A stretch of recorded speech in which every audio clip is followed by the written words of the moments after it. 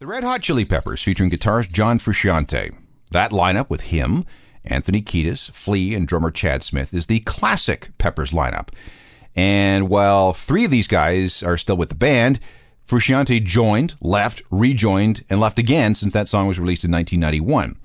He was in a pretty bad place psychologically and physically when he bailed in the middle of a tour of Japan in May of 1992.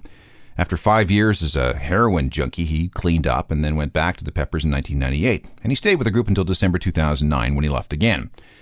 So what's he doing? Well, more solo albums that really don't trouble any music charts anywhere. Some of them are pretty good, but they're not exactly made with the general public in mind. He's also been part of a band called Speed Dealer Moms. He's been involved in some small films. He's good friends with Omar from the band The Mars Volta. They do stuff together.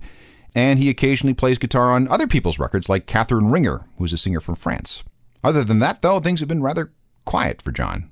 But we do need to keep an eye on him.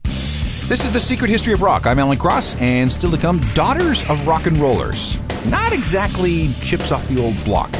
Another round of useless information. And coming next, what we sounded like before we broke up, and what we sound like now that we've made up and gotten back together. More of The Secret History of Rock coming up. Back to The Secret History of Rock with Alan Cross. Welcome back. I'm Alan Cross, and this is The Secret History of Rock. The idea of a band getting back together after years or even decades apart is hardly uncommon anymore. I mean, the New York Dolls were apart for almost 27 years before they, or actually what was left of them, got back together. They're still touring, and they're still making new records. Iggy Pop and the Stooges broke up in February 1974 and stayed that way until April 27, 2003, and they're touring and recording too. Let's perform a couple of contrast and compare experiments, starting with the Spoons. They first came together in 1979 in Burlington, Ontario.